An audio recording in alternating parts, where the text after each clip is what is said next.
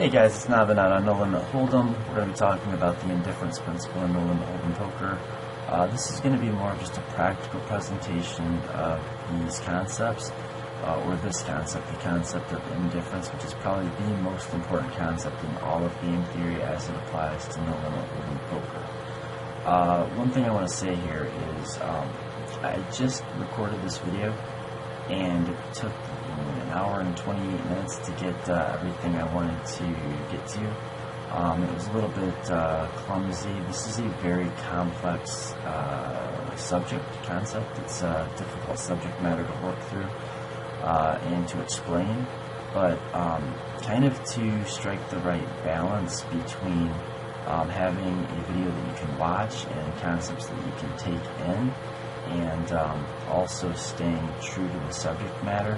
I've decided to go back through it, but to kind of skip the detailed mathematics and to not get too deep into the ways in which the indifference principle, I want to say breaks down, but I'll just say the way that the indifference principle, as I'm going to relay it to you in a workable manner, is not, well, it's incomplete. So I'm not going to spend a whole lot of time talking about things like GTO. I'm just going to assume that you know what GTO means, what game theory is, what a Nash equilibrium is, at least have a basic idea. I'm going to hope and expect that you have some basic concept of what this Nash equilibrium means, what game theory optimal is. You don't need to have it mastered to get anything out of this video, because really, the indifference principle is sort of the thing that makes a Nash equilibrium tick. And this is probably the most powerful and important principle in all of game theory. It's what you really need to understand in order to derive an equilibrium. And there are, I just want to say, there's situations that can arise where figuring a minimum defense frequency, and a minimum defense frequency is the percent of your range that you need to continue with against aggression to make sure that your opponent is not able to automatically profit with their entire range. I want you to understand that MDF is not the end-all. It's not the end-all be-all in No Limit Hold'em poker. There are some situations where it doesn't work out, and if we use the more complex method of deriving the indifference equations, for a pair, like a strategy pair in a Nash equilibrium, then the numbers can kind of go negative in a way. That just means that your opponent can bet their entire range and you can never call, or you can bet your entire range and your opponent can never call, and that can actually be the case. So keep that in mind. I'm going to give you an example that will hopefully shed some light on what I'm getting at. But I don't want to spend an hour and a half on this. So I want to say that if you have questions about this, leave it in the comment section. I'm available for coaching too if you really want to get into the details of the mathematics, or I can turn you on to, I found an entire video series that went through all of the algebra and explained this stuff very thoroughly, but it's cumbersome, it's complicated. There was a little bit of tripping over words, and I mean it's not something that can be done perfectly in 30 minutes to an hour, but what I want to do is I want to give you an idea. I want you to understand at least basically how this concept or principle works, and what its application is to No Limit Hold'em strategy. And there's big application. I mean, it's huge. It's just not the case that you can always solve for a minimum defense frequency and use that as like the solution to poker in every situation. Instead of showing you the complicated mathematics and where you get numbers that would mean that you can just bet your entire range, instead of showing you how it breaks down algebraically, I'm just going to give you some in-game, an in-game example of when the indifference principle, or really why the indifference principle can't be exactly perfect in all situations. Okay, so here's the example. We're playing in a 1-2 game, a low-stakes, live, no-limit hold'em cash game at the local casino. And we have decided that because our opponents are very loose, very passive, they call too often, they go too far with too many hands post-flop, they don't raise pre-flop or 3-bet pre-flop often enough for value or as a bluff, and they don't raise post-flop often enough for value or as a bluff.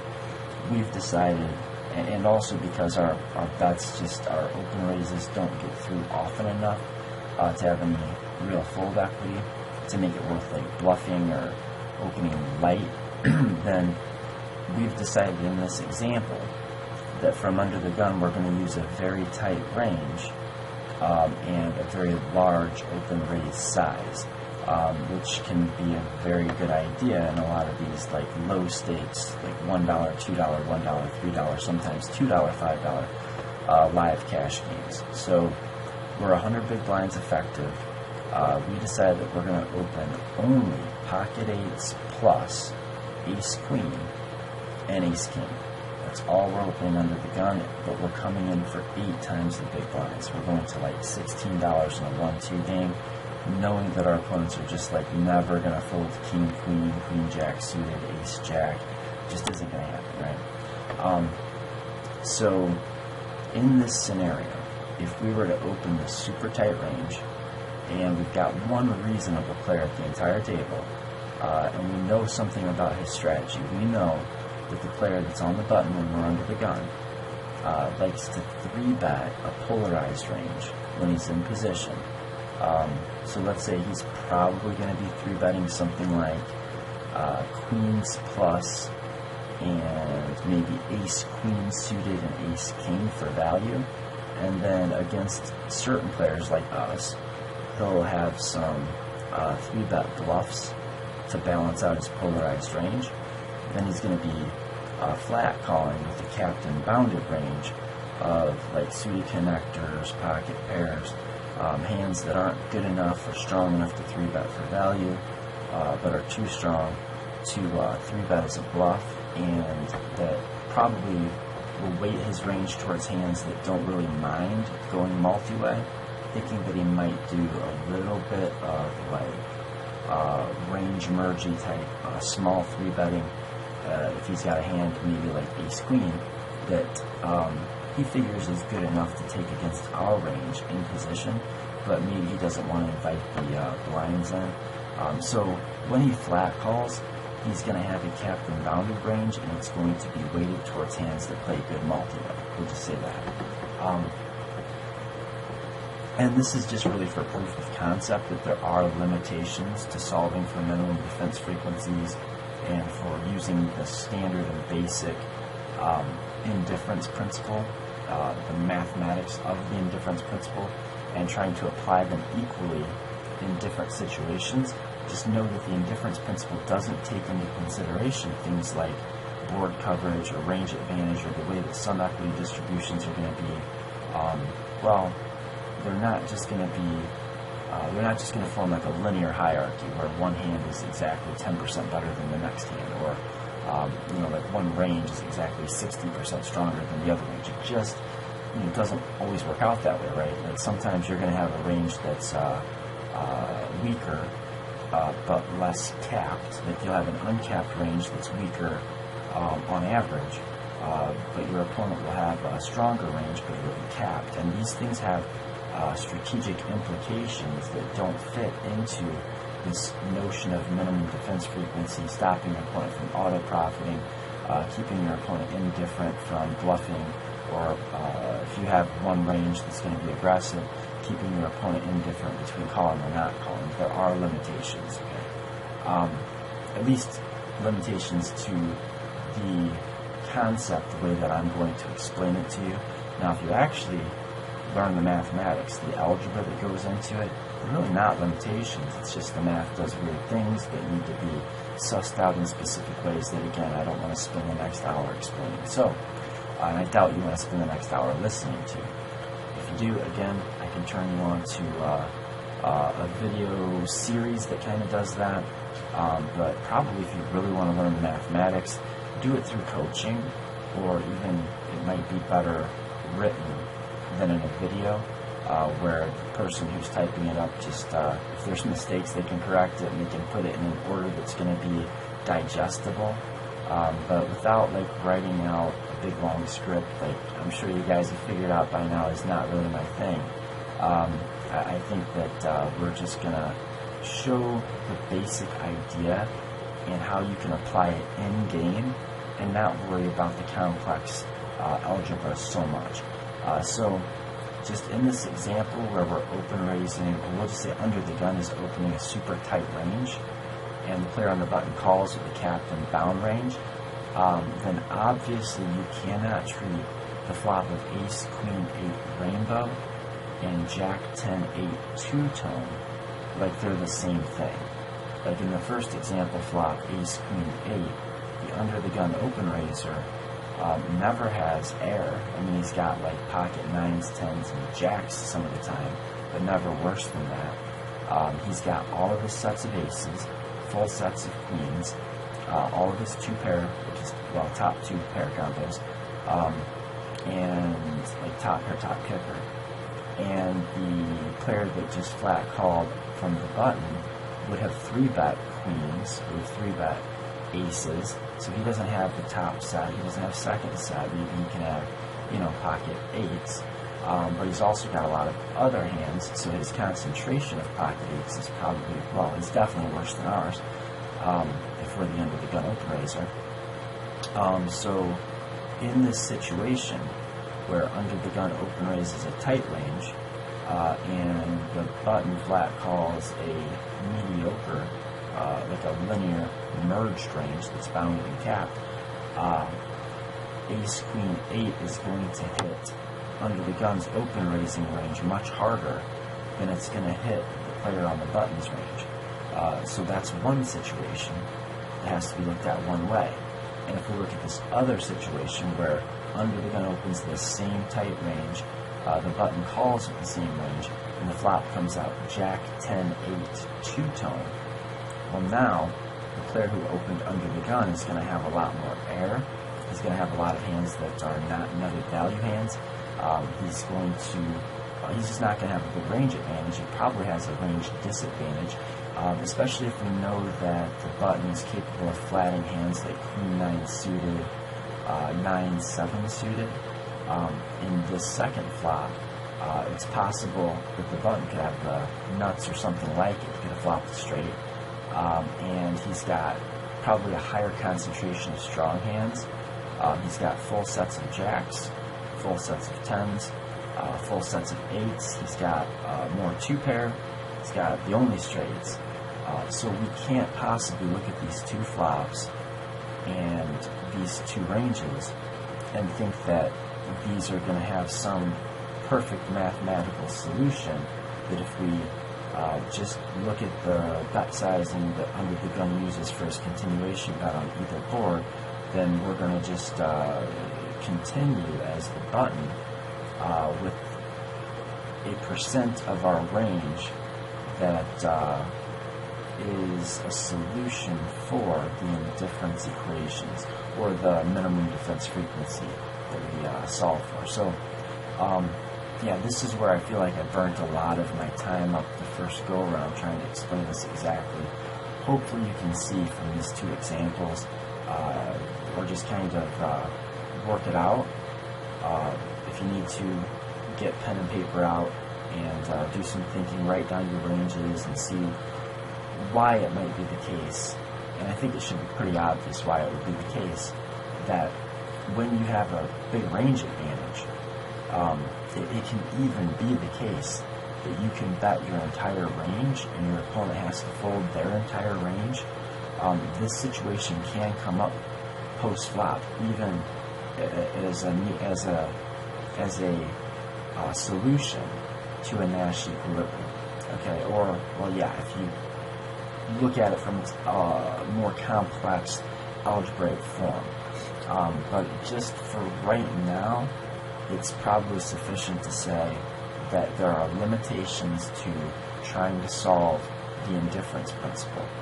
But it's probably more important that you understand the indifference relationships than it is that you understand that they have limitations, because just thinking in these terms is going to give you a huge leg up in so many situations. But I just wanted to put kind of a disclaimer out. Anybody who's taken lessons with me is familiar with the Ace King Queen game. And if you haven't taken lessons from me, but you've done some poker studying on Game Theory Optimal, or been on the forums under Theory, you've probably run into this game. So I'm not going to go into a whole bunch of detail about this, but just this is the game. And the way that I explain it to my students when I first start coaching with people very often is that if you just look at every decision point as if you're playing the Ace King Queen game, it will take you pretty far. Like, this will help you understand what poker strategy really should look like, or what it really should feel like or be like if you get your head around this. So you and I sit down to play a game of poker. We can't find a deck, but we do find 3 cards. We find an ace, a king, and a queen. So we decide that we're going to ante $1 each and shuffle these 3 cards up, and we'll each get one of these cards at random. And then we'll take turns being the player that's in position or the player that's out of position. We'll just say that the player that's out of position has a forced check option, so he just checks. And then the player whose turn it is to either bet or check back decides that he's either going to bet $2. You can either bet $2 into a $2 pot, or you can check back. If you check back, both players table their card, and the higher card captures the $2 pot. If you decide to bet, then your opponent can either fold and you capture the $2 pot, or he can call. He puts his $2 in, you put your $2 in, plus the starting pot of $2, and then you table your cards, and whoever has the highest card wins the full $6 pot. Is there a right strategy? Is there a wrong strategy? Are there correct or incorrect ways to play this? Of course there is. And can we actually say what the solution is? We can. And we can get that solution by solving for the bluff ratio and the calling percents, and then selecting the right parts of our range to do so. This is another spot where I kind of started getting more complicated, and I've actually taken out the entire next slide. So let's just say S is the size of the pot, then your bluff ratio is S divided by 1, or I'm sorry, S is the size of your bet in relation to the pot, and 1 is just the size of the pot. So S divided by 1 plus S is your bluff ratio. So if you get to, well, if you're in this game here, you're betting $2 into a $2 pot, so the portion of the bet, the size of your bet is 1. So this solves as S is 1 divided by 1 plus 1. So that's going to give you a bluff ratio, or really the percent of bluffing you're going to be doing, is S divided by 1 plus S. Call is the same thing, 1 divided by 1 plus S, where S is the portion of the bet. Okay, moving along. Got some material to cover here.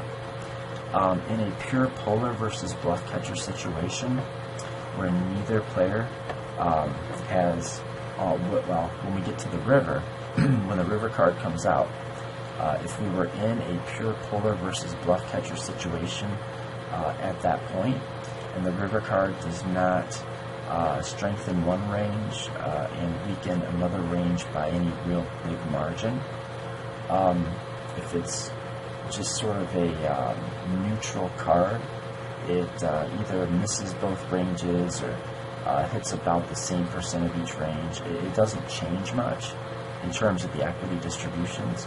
In a situation where one player has a capped and bounded range, meaning that he's got all of the hands in his range are mediocre. He has all marginal strong hands. and the other player has nothing but bluffs and nutted value, like effective air and the effective nuts, then we're in a pure polar versus bluff catcher situation. And in this situation, you actually can solve the indifference equation and come up with the exact correct response for both players. Okay, so let's say that you are let's see, you're the button. You open the button with the range of hands that you open the button with. The big blind calls with his flatting versus steal. He's just calling with his calling range. Then the flop comes out, and whatever it is, it goes check, bet, raise. So the big blind check raised the flop, then he gets called. Then the big blind bombed the turn, got called. The river card comes out, you have a stacked pot ratio of 1. So let's say there's $100 in the pot and $100 effective behind. And the river card did not do anything to significantly change the polar versus bluff catcher situation. What's the best strategy for each player? Can we figure this out? We can. The way that this works is the player that's got the polarized range wants to bet as big as he can, because the bigger his bet size is relative to the pot, the more bluffs he can use, because the way that the indifference equation is worked out, if you just saw the math I did, is the size of the pot plus the proportion of the pot divided by the proportion of the pot. In other words, if we're betting $100 into $100, then we're going to have we're going to be offering our opponent a price of 2 to 1. So how do we make an opponent who's getting 2 to 1 on their money indifferent between calling and folding with their bluff catchers? We have to have a value to bluff ratio of 2 to 1. So in the situation where we get to the river with a perfectly polarized range, we've only got the only hands in our range either beat all of the hands in our opponent's range, because he's got the bluff catcher range, so we've got those hands as the effective nuts, or the other part of our range are hands that lose to all of our opponent's bluff catchers. So we've got effective air. So we've got value bets that are going to, if we get called, we win, and we've got bluffs where if we get called, we lose. In this pure situation, in order to keep our opponent breaking even, if we're making a bet size that's smaller than all in, then that doesn't allow us to use as many bluffs as we could with a larger sizing. Okay, so if I have a pot size bet behind and I bet half the pot, then my opponent is getting 3 to 1.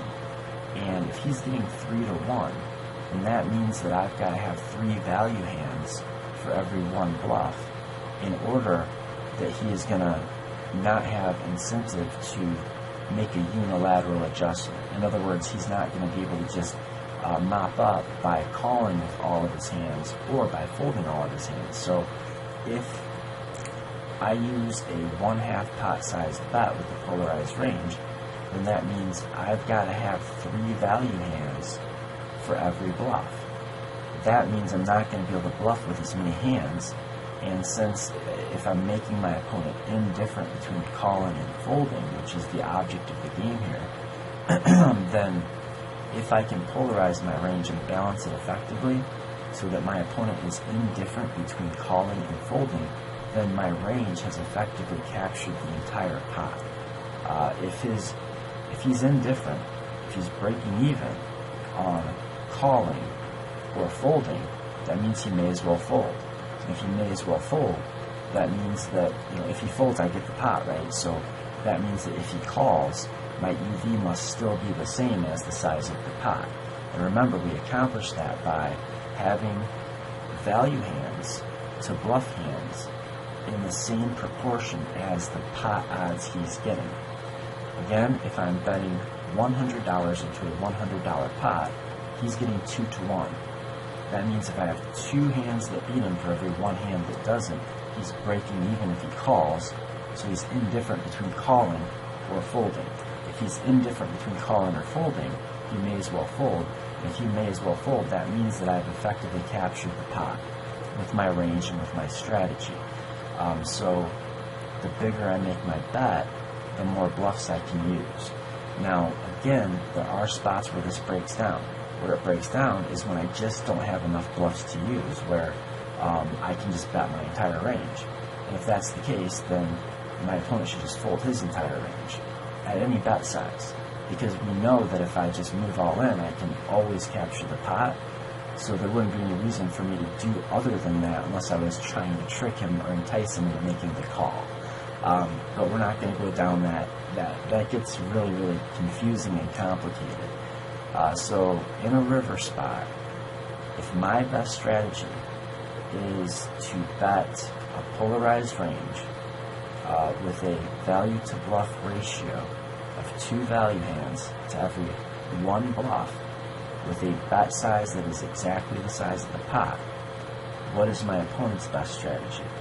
Well, what my opponent wants to do, he wants to keep me from profiting with my bluffs. So he can't stop me from profiting with my value bets, but he can keep me breaking even on my bluffs. So a minimum defense frequency is the percent of his range that he has to continue with, so that I can't auto-profit with my entire range.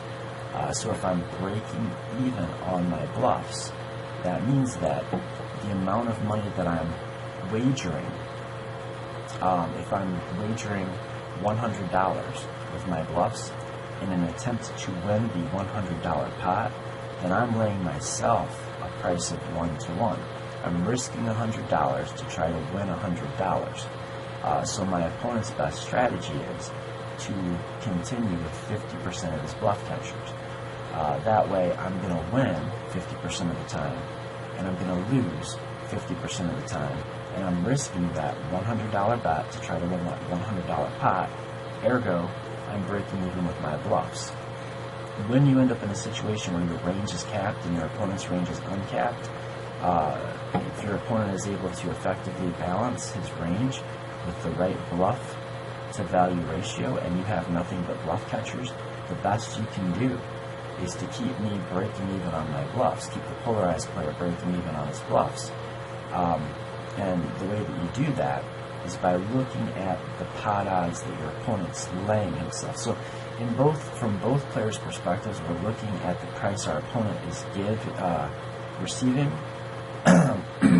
either the price he's getting on his bluff from the perspective of the bluff catcher, or the price our opponent would be getting to call with the bluff catcher from the perspective of the polarized player.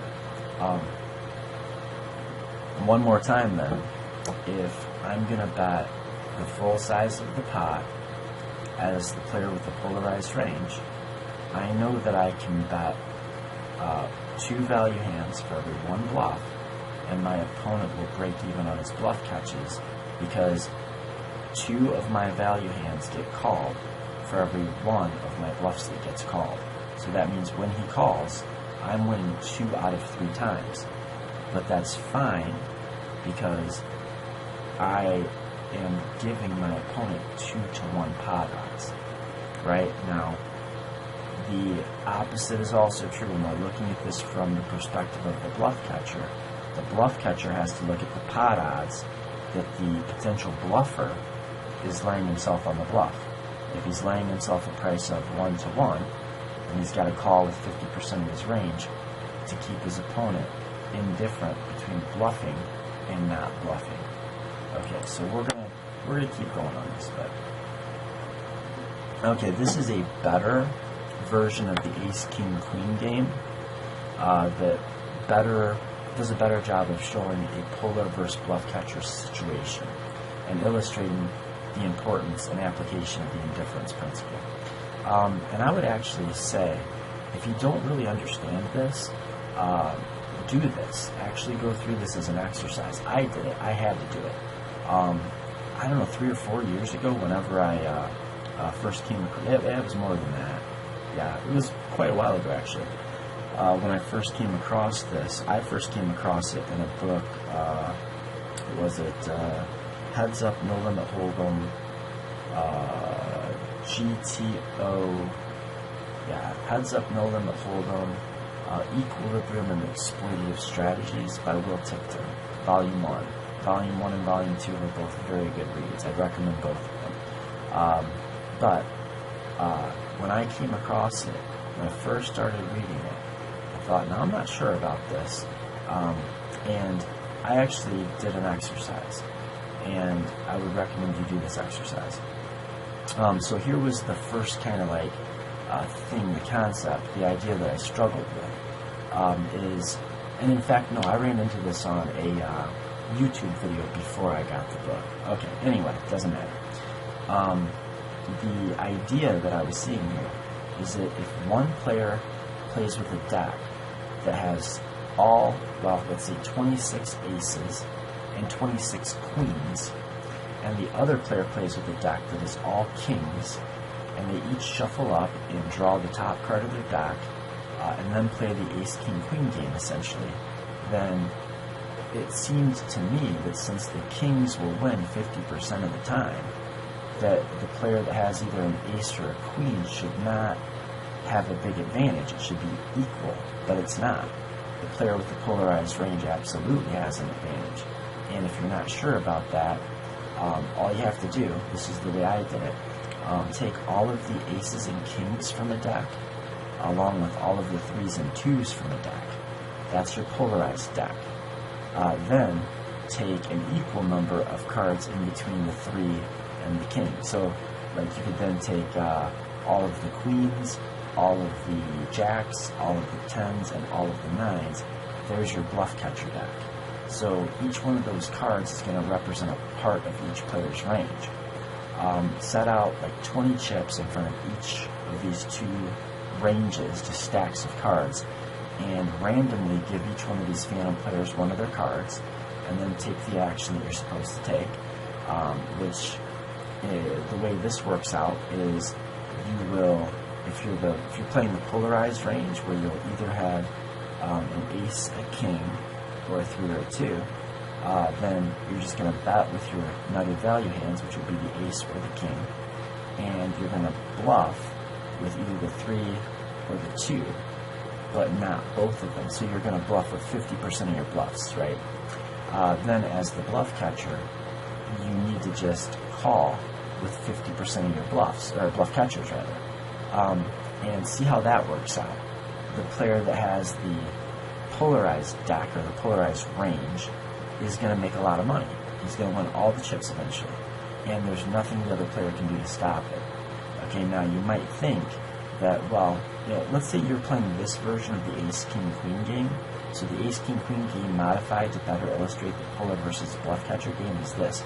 Same rules as before, but now one player definitely has the ace or the queen, and the other player always starts with the king. And we still have that same bet size of 1x pot. The polarized player should bet the ace 100% of the time and bet the queen half of the time. That gives him that 2-to-1 value to bluff ratio.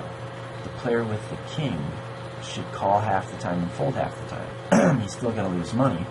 He's going to lose money as slow as he can.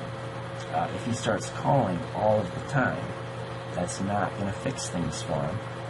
Because, I mean, first of all, that just means that the player with the polarized range is going to make way too much money when he bets his aces.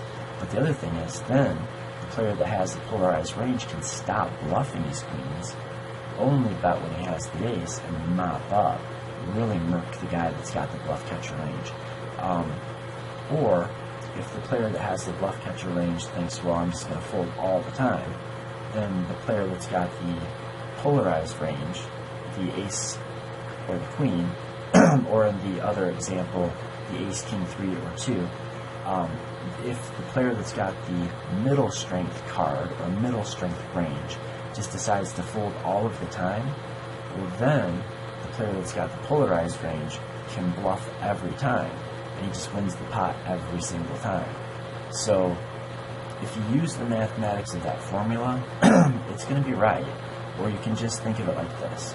The polarized player wants to keep the bluff catcher breaking even, indifferent, between calling and folding. Both of those options the option to call and the option to fold have to have the same EV.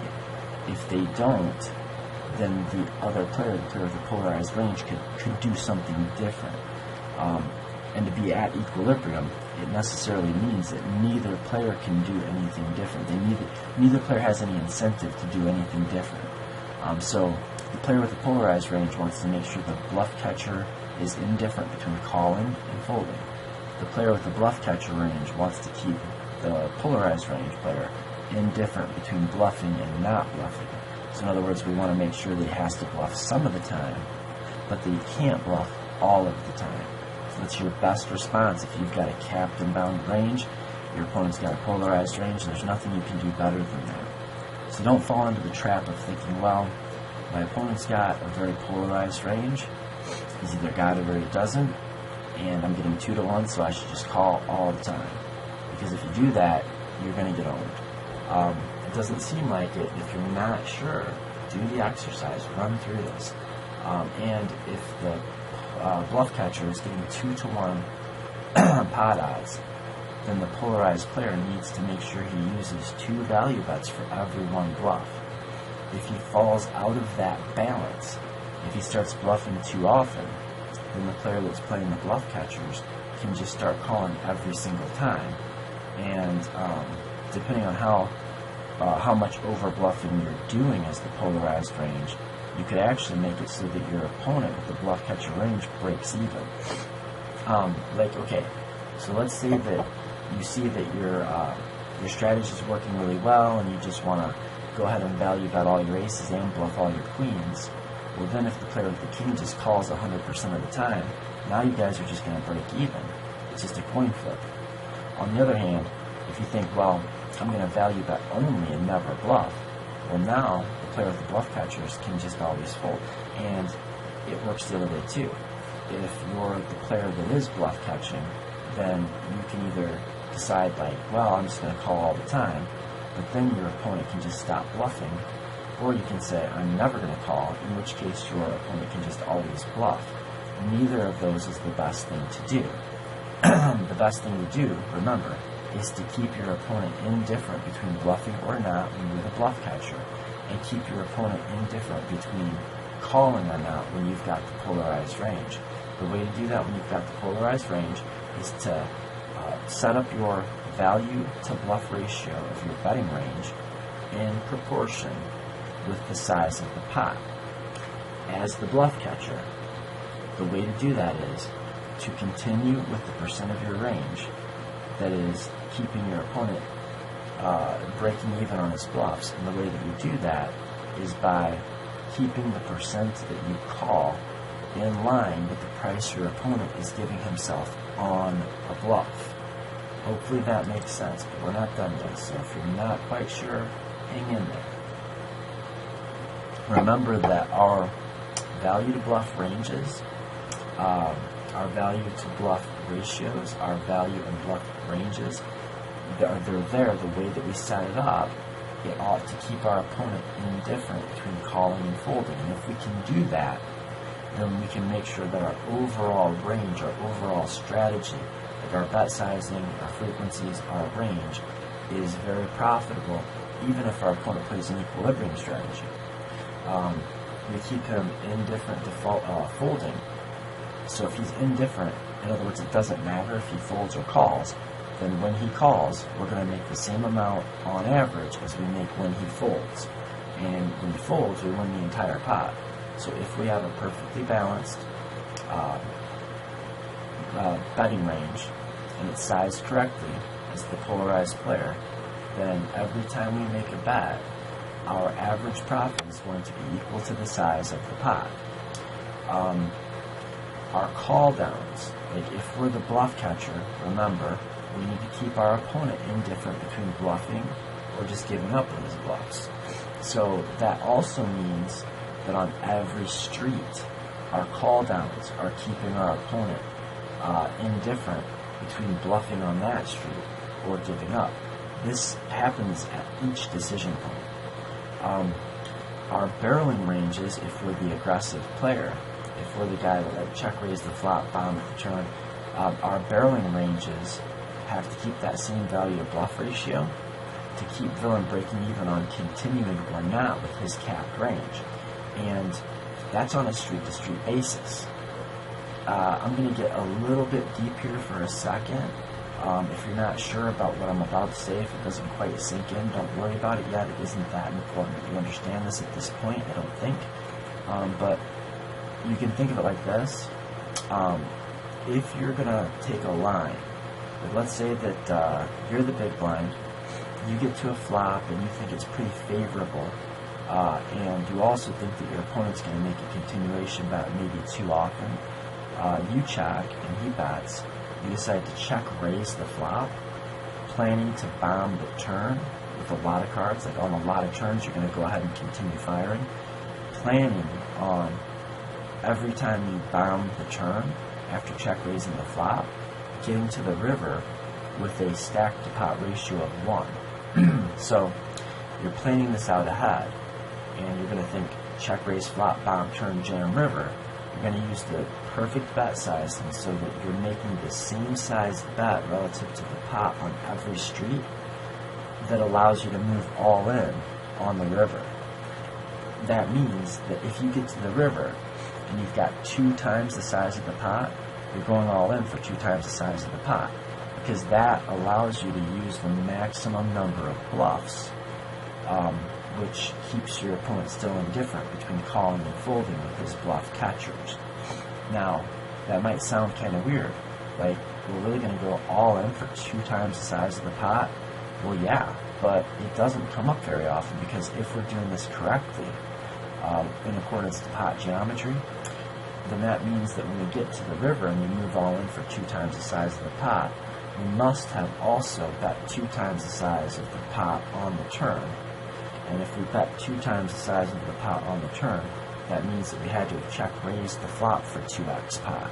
And that means that either we're playing super deep, or we did something wrong if we get to the river and we still have 2 times the size of the pot left. In a pure bluff catcher, or polar versus bluff catcher situation, an interesting little thing to point out is that position doesn't matter. And there's a lesson to be learned here, right? Like, the lesson is, it's a bad idea if you have a mediocre strength hand. It's a bad idea for you to be aggressive if your opponent has a polarized range. And that is true pre-flop and post-flop. So let's look at it pre-flop. If you know that your opponent is going to be playing he's going to have a polarized 3-betting range, and he's got position on you, he can make life really difficult. Let's say you're opening, and your opponent is 3-betting in position with a polarized range. Well, if you've got some kind of middle strength hand, now you've either got to fold it, which sucks, or you've got to call. Now you're taking a flop out of position against an uncapped range, and you've capped your range. And especially if you're playing very deep, that sucks. And the other thing you can do with this middle strength hand is you can 4-bet it, but 4-betting it into a polarized range means that you're 4-betting a mediocre strength hand into either a bluff that you would have preferred to flat against, that's just going to fold, or worse, come over the top and cause you to fold the best hand, or you're going to be 4-betting a mediocre strength hand into a nutted value hand, which also sucks. So this is why 3-betting in position with a polarized range is so effective, and that if you have an opponent to your left, and you're playing like the local casino in a 1-2 game, and the guy to your left is 3-betting you with a polarized range in position, just leave. Seriously, like, it's such a bad spot to be in, and it comes up so rarely in those type games. You can almost certainly get a better seat or come back another time and put your money to better use. But the lesson is, when you have a mediocre strength hand, don't raise it into a polarized range. In a pure polar versus bluff catcher situation, position is irrelevant for this reason. Because if you're the player with the bluff catcher range, and the guy with the polarized range checks to give up or checks to trap, your best response is to check back. You don't want to bet into your opponent's polarized range, because he's either going to fold the bluff, which means you make exactly the same as you would have checking back, or you're going to run into the nutted value part of this range and you're going to lose money, or maybe depending on stack depth, your opponent is checking this polarized range because he wants to have some check raises that check raise for value, and he also then wants to check raise some hands as a bluff, and then you're going to run your mediocre strength hand into a raise, which means you're either going to, well, you're going to have to fold the best hand, or some of the time, or you're going to end up calling and paying off way too much money way too often. So yeah, don't bet into a polarized range if you have a bluff catcher. Like, don't bet a middle strength hand into a polarized range. And if you know that's true, then it doesn't matter if you're in position or out of position. If you're in position, you're going to check to the guy with the polar range. If you're out of position, you're not going to bet. Conversely, if you're the guy with polarized range, you're either going to give up with this part of your range, or you're going to bluff with it, or you're going to value bet it, regardless of whether you're in position or out of position. And since you have a polarized range, you're going to be moving all in, so it's not as if your opponent's going to be able to come back over the top. So in a pure polar versus bluff catcher situation, position does not matter. It's completely irrelevant. Indifference governs every decision point of every street. If you use the long version of the mathematics, it is everywhere. And even if you just look at it practically, in the way that I've been describing it, which is actually the more simple way of describing it. I know it's not simple, but it's more simple than the mathematics when we write it out in algebra. But the indifference principle, in its algebraic form, it governs everything. It governs the hands that you're checking back, the number of, because your checkbacks, like, if you're checking back some showdown value hands, then you also have to check back enough nutty value hands that you keep your opponent indifferent from trying to barrel you off of your bluff catchers. If you're the player that has the pre-flop lead and you're going to make a continuation bet, you need to make continuation bets that keep your opponent indifferent from calling on this street, and then when you get to the next street, it continues. In a multi-street polar versus bluff catcher scenario, you not only need to start thinking about pot geometry to really take maximum advantage of this powerful tool of polarization. You need to think about pot geometry and the way that the pot's going to build from the flop onward. But you also have to start thinking of the value to bluff ratio that you want to get to the river with, and try to play accordingly. It gets very, very difficult to do that when the board has some texture to it, like when the flop comes out kind of wet, kind of volatile, because then the bluffs that you use are going to have some equity. But just to give you an idea of how this works, if you were to reverse engineer the situation, so remember, you're trying to get to the river here, in whatever situation, this is all based on like your opponent, the range, the equity distribution, the way that his range interacts with the flop, the way your perceived range interacts with the flop. All of these things are going to come into play. But if you're going to take this line, where let's say the flop comes out, and the way the flop is based on the pre-flop action, you're out of position, pre-flop caller, you're out of position, and whatever the flop texture is, it just looks like a flop texture where you're going to have a lot of nutted value hands, but you're also going to have a lot of bluffs, like semi-bluffs rather. So if you're going to hit this flop with a lot of draws and with like a lot of, I don't know, straights and sets, 2-pair plus, then maybe you want to just check raise your entire range and play it that way.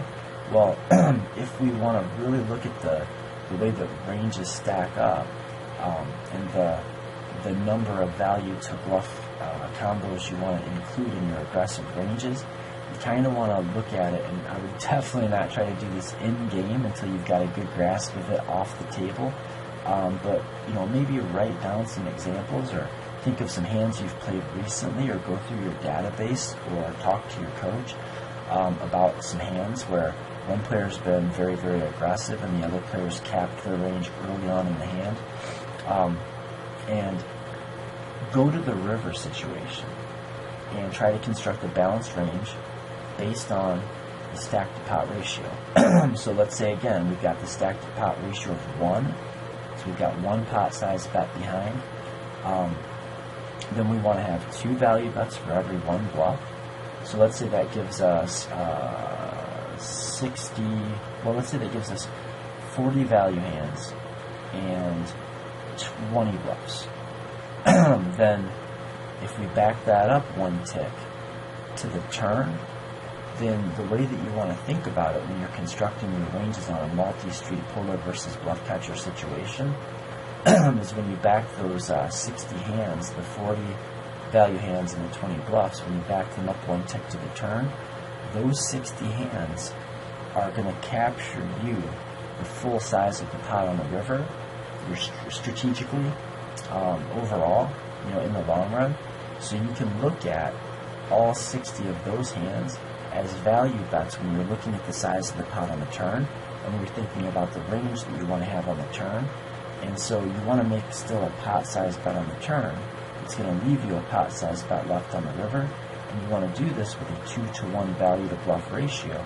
But you get to count all of the hands that you're going to jam on the river as value hands on the turn. Why? Because they're all valuable to you. That entire range is your value range on the turn, because you're going to jam that entire range on the river, and that range is going to capture the overall exactly the amount of equity that the pot contains on the river. So in essence, they're all value hands. So if you're getting to the river with 40 value hands and 20 bluffs, that gives you 60 hands that you can count as value hands on the turn, which means you'll have to bring in another 30 hands to bluff with. So you'll have 60 value hands, or really, I guess, pure value on the river. You'll have 40 hands. You're going to have 90 hands total. So you'll have 50 bluffs and 40 value hands, really. But the better way to look at it is you'll have 60 hands that you're going to jam on the river. So you need another 30 hands that you're going to give up with on the river if you get called on the turn. So you'll have 30 additional bluffs to bring into your range. Then if you back that up one tick to the flop, where you're check raising to the size of the pot, then you'll have these 90 combos that are going to be profitably able to bet, turn, and then profitably play the river. You'll have these 90 hands. You'll still want to balance against those by bringing in another 45 combos that are bluffs. So you have these 45 bluffs, 90 other hands, giving you a range of 135 hands to start with when you check raise the flop, giving up with a portion of that range every street till you eventually arrive at the river with these 60 hands that you wanted to bet, 40 for actual value, and 20 as an actual bluff on the river when you either have 100% of the equity or 0 of it. I'm sure that's complicated, but trust me, it could be a lot more complicated. Something to think about, and with a lot of my videos, and this is no exception, really the point is that these are the things we need to start thinking about. I'm giving you a glimpse into the future if you're doing coaching with somebody you're working with, somebody you're studying yourself, trying to really figure this stuff out. This is the kind of stuff that the players at the high roller, that are like the high roller regulars, when you're Doug Polks of the world, this is the way they're thinking about their lines when they play in these big events. Indifference governs the optimal bet size on every single street based on the way the pot's going to grow, or pot geometry.